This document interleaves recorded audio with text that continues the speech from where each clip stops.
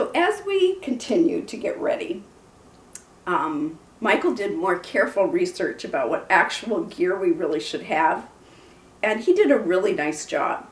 So he was looking at, out of all the tents that caught our eye, which one's the lightest, which one's the most durable, which one has the best reviews, and we started to make some pretty good decisions about our gear.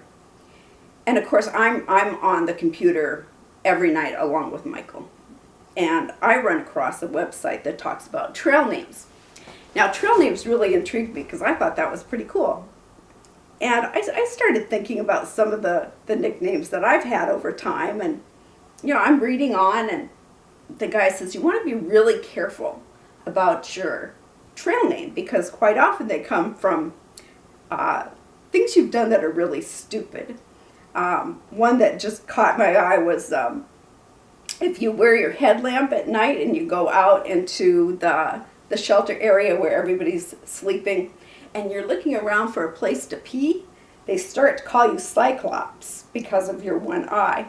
And I knew I did not want to be named Cyclops, so it's permissible to name yourself. So that stuck in my mind that I had better darn well name myself because the opportunities for other choices are going to be endless, probably daily, multiple times daily.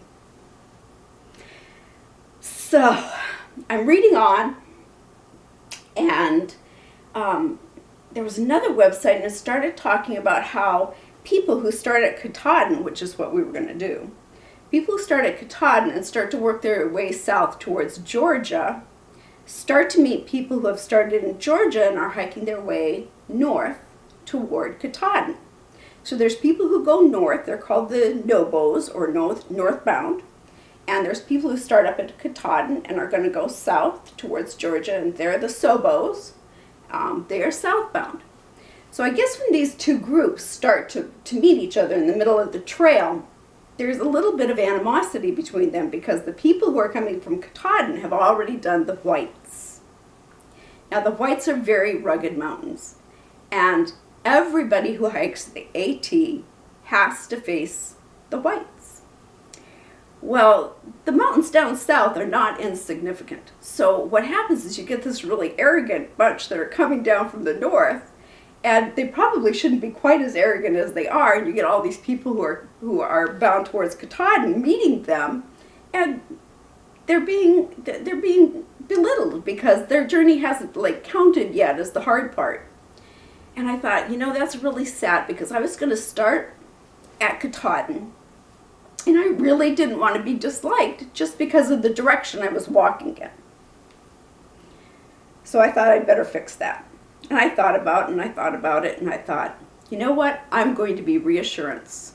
Because if I get down south and I start to meet these people who are coming north, I've made it an awful long way. And I can say, if I did it, you can do it, and that's Reassurance.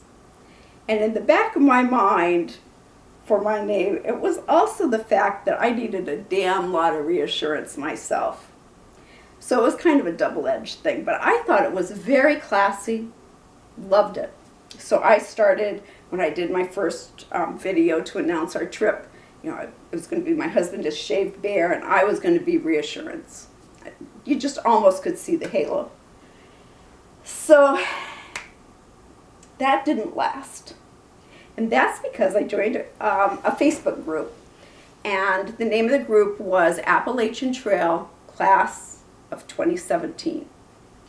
And this group of people was absolutely wonderful, and we just would banter back and forth, and we were starting to get pretty serious about what kind of things were going to go in our pack and what was not. And so as I started this process, the weather is turning cold here in Maine. We were hiking in October, we were starting to hike in November.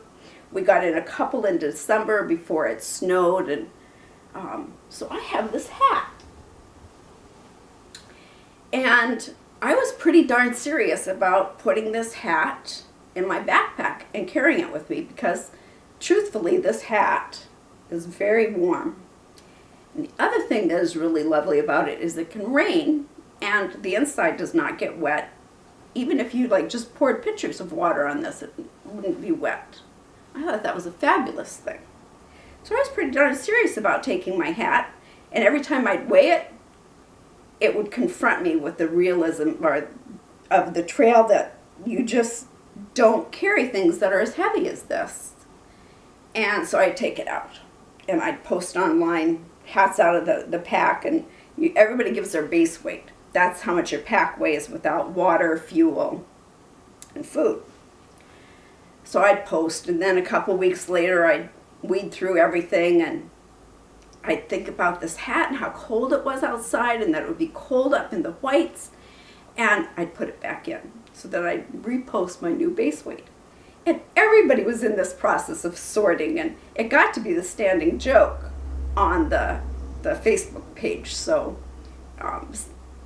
Caitlin said, "I have a name for you. It's Furby." And I thought, oh my God, that's that little toy that just sits and chatters all the time. Then I thought, how appropriate is that? And so I have been named Furby. I accept that name. I actually love that name. So thank you, everybody, for my name.